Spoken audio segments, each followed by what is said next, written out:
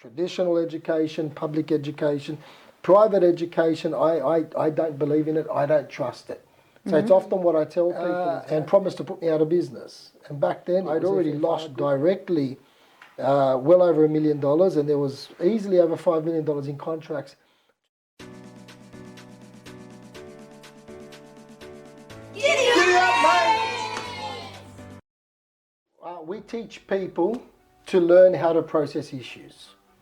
Yeah, how to deal with their breakdowns, how to deal with their breakthroughs, and we do it from a value-based foundation. So the way I have it is, from what I've observed for many years, is people want to move to the penthouse of life. They want the fast cars, the Ferrari, fast money, Mercedes. Yes, fast fashion, all this kind of stuff. And what happens is life happens. And before you know it, this penthouse, it's not built on very strong foundations. And this is where we see the building crumble. People losing their businesses, relationship breakdowns, family breakdowns, emotional health issues, mental health issues. And we're seeing a very strong epidemic of, well, the situation of suicide, which is, it was me trying to figure out, how am I going to raise this child? How am I going to supplement her education with the education she's getting, which I don't believe in. I'm very strong about that. Traditional education, public education, private education, I don't believe in it, I don't trust it. So it's often what I tell people is, how did you supplement your child's education today?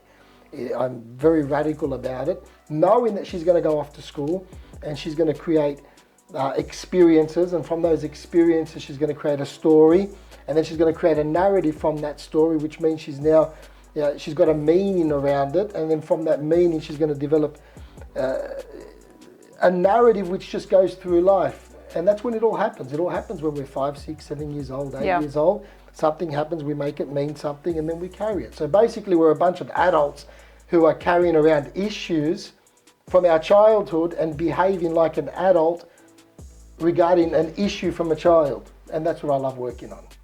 That's awesome. In an ethnic background, started working at 9 years old, had 12, 13 different jobs before I finished school at 18. The very next day after my HSC, I got straight into construction, but I always loved observing people. It's just having a Greek background. We grow up at the knees of the elders, listening to the philosophies, just the psychology of it and the behavior of people, the mythologies, and the awesomeness of the culture. I think every culture has its awesomeness.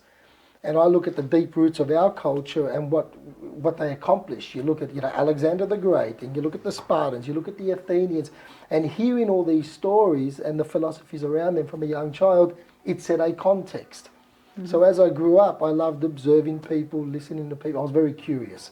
Yeah. And then when I got into construction and employed people, like I employed almost 1,500 people over the years. And I got to know, not all of them, but each one of them, because some would come and go quite quickly. But I got invested in their issues. For some reason, people's issues somewhat turned me on in a way. I got excited by it because it tweaked that thing inside of me that wanted to solve a problem. Yeah. So then I'd go, I was a little rat bag. I was curious. I always challenged things. I got into trouble. I encourage it for my daughter right now to do the same thing. That's okay. The only person that can discipline you is me. Don't worry what the teachers say. Yeah. Because we need to challenge. So I was that child. But started working from when I was 9 years old. Not because I needed to, not because I was told to, but because I wanted to. Dad had restaurants. And so they were into restaurants. And at 9 years old, every Friday, Saturday night, I would go and I'd pass out at 9, 10 o'clock, and I'd just go downstairs in the car park and fall asleep in the car alone. It was until Dad finished at 2, 3 in the morning. Yeah. But I remember I was paid 2 cents for every knife and fork I washed and hand dried, and 5 cents for every glass, and everything had to be dried. If it wasn't dried afterwards, I still remember it well, because that was maths. That was simple maths and practical. It just worked out that I earned $30 at the end of every night. But I would calculate everything, And I got to learn to go sit with the customers, sit with the people. And then I waited, and then I worked in the kitchen, and this is 9, 10, 11, that went on. Yeah. And I had lots of different jobs. While I was at school, I'd go and get all these other jobs after school because work ethic was important. Yeah. So father taught me a lot about work ethic, how to turn up and how to do things. Three sisters. Three so sisters. It was chaos, and we're all very strong only brother, personalities. the only boy. Okay. Only boy. Yes. So it was interesting growing up. So was your mom always like, oh, he's my baby boy, and protective and loving, as mothers sometimes get? I was the favourite. You're the favourite? Okay. Yeah, would your sisters agree if I asked him? So then it often led into me getting into trouble. I'm very experiential, so I love having experiences. Troublemaker, yeah. Yeah, a bit of a troublemaker, but also had strong virtues ingrained into me from family. So I knew the difference between right and wrong, good and bad, for better use of the word as well. Often I would meander down the bad, but also knowing it made me feel bad. And that was good because I had the experience. I knew what I didn't want to do. Yeah. I knew what kind of friends I didn't want to hang around because they were doing certain things. And like I said, sometimes I was around it and observing it, which means I was part of it still. Yeah. But I was fortunate to bring myself back, think about what I needed to do, who I needed to become. Yeah. Because I always had a big game in my head, a big life, a big vision in my head.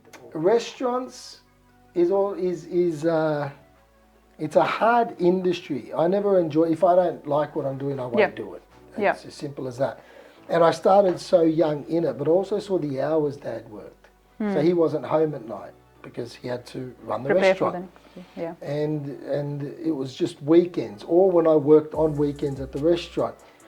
And I dare say inside of me, I knew that wasn't a good life because one, it wasn't a good life for family. Two, I was young, I wanted to party. Yeah. Work Friday, Saturday nights. No way. I'm going out. And I didn't know what I wanted to do. And I just fell into construction. A friend asked me, do you want to come to work tomorrow? And it was the day, he asked me that the day I finished my HSC, my last exam. And I said yes, but also knew I was better than that. I knew inside of myself. So it was just part of the journey. First year I started my business, I had somebody run away with $142,000 that they owed me, and that was a big thing. I'd only been in business for 6 months, and they owed me $142,000, and I knew I wasn't going to get that, and that was a pretty dark period. Oh my gosh! I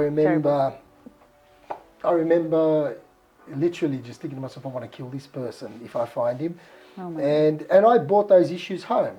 So then I've been together with my wife for about 10 years, but we'd only been married 3 months. And I just got fixated on it, and she ended up moving out actually. Because you were so I'd only been married for 3 months, but my beingness was there was so much resentment, and I was just focused on revenge really. Yeah. And it wasn't until Did you ever find that guy? No, I don't think about it now. Actually, I do. I know if I don't, but I think differently about it. Because a friend of mine grabbed me and just literally gave me a slap and said, there's so much opportunity out there. What the hell are you doing? Yeah. And that 140 grand we made real quick after that. It just shifted the energy.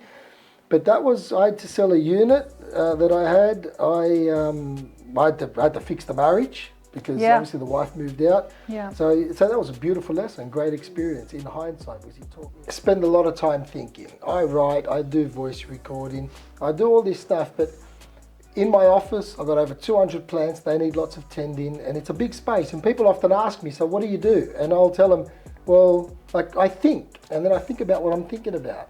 And I think that if what I'm thinking about is serving me, or do I need to think about something else to change my thinking about what I was thinking about? So what could I be thinking about? Like, it's just crazy. I love playing those games.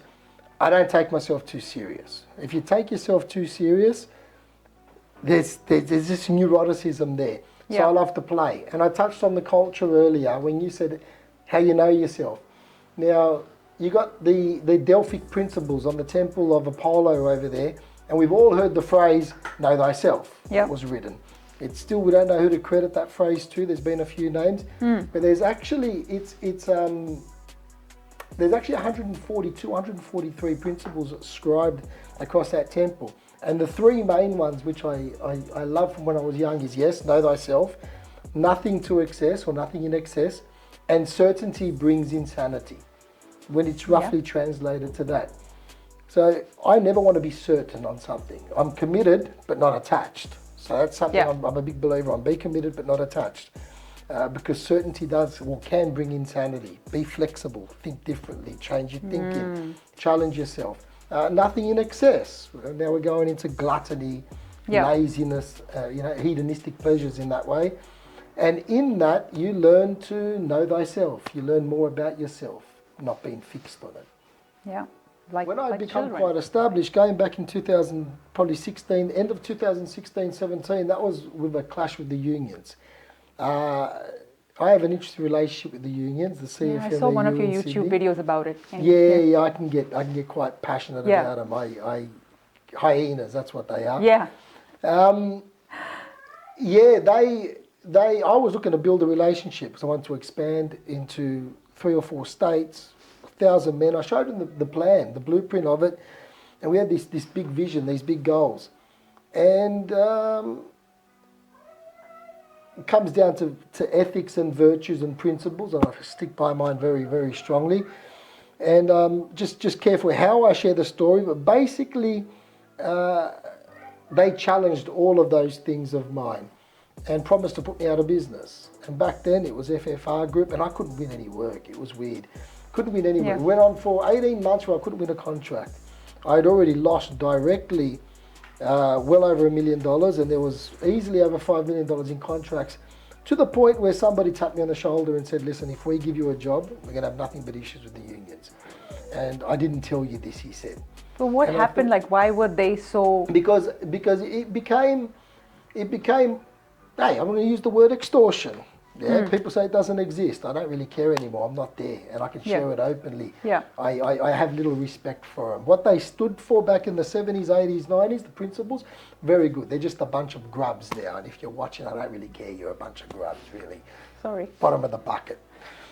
And they done lots of things to try to send me out. Now, they've done this before to people, and they've gone over to, a lot of them have gone to Queensland, Western Australia, South Australia, because that's all they had. They only had that business. Well, I stood up to it, and I wasn't going to allow it to happen. And I thought, well, you can win the battle, but not going to win the war, as they say. So when I got wind that they were blocking any process or any progress for me to move forward, I went to my accountant. I just said, we're starting a new company.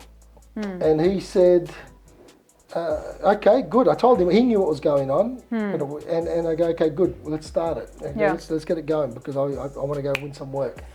And he goes, well, what's the name of the company? And I said, FTU Constructions. He goes, what's that stand for? I said, the unions.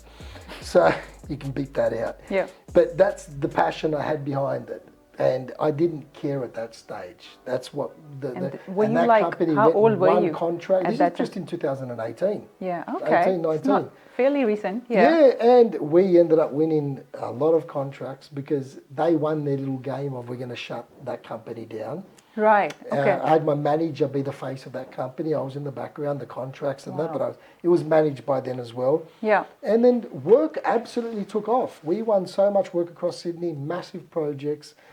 And it was a bit of a, it's a good story for me, because it was going up against a big organisation that works very unethically, and coming out, especially, just coming out the other side better. Yeah. Built better from it. So that experience was a big one, because it really put me through some pain for a few years. When you come against a pack of hyenas and come out the other way better and stronger for it, builds it's confidence. like, what else? Like, it's all good. Yeah. In Greek we have a word, evdaimonia. It's untranslatable, but if it was translatable, it would be fulfillment. A lot of people are seeking happiness. What a small game. Like, to seek happiness. To seek happiness, you have to be okay with sadness and all the other negative emotions, anger, pain, sorrow, because that's all it is an emotion.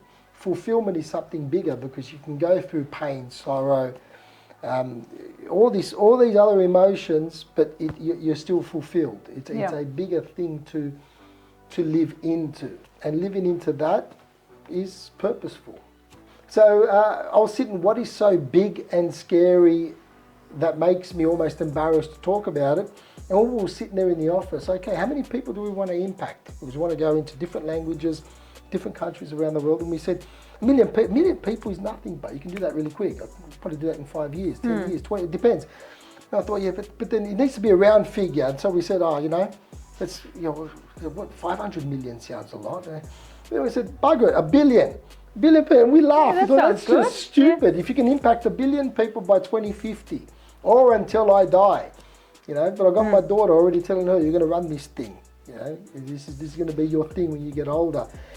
So we said 1 billion people, and I'd like to have my own international school set up. I'm a big fan of the way they're set up. They really teach more entrepreneurship rather than this structured education, outdated traditional education.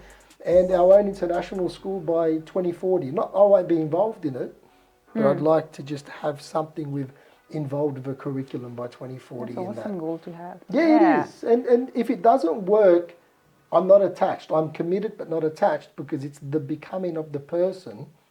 Because in 5 years, who am I going to be? That's amazing if I'm living into something like that. I have to challenge my actions, my behaviours. Yeah. I have to observe all of these things and become a different person to become that. I can't become that now. Yeah. I think that's awesome. Isn't that the becoming of us? Just take action. It's a big thing. Not the action, just a action, which leads to another action, which leads to another action. Something that I've taught my daughter, and she knows it off by heart, is practice makes better, better makes progress, progress makes the master. So it's become masterful at something. It's all about just practicing, making mistakes, experiencing things, receiving feedback, create an inquiry, go out there and have an enquiry, and then come back in and think about it. But we're only here for a blip. Have fun with it. Don't take yourself too serious. And another thing I love telling all the kids is, don't be good because it's boring.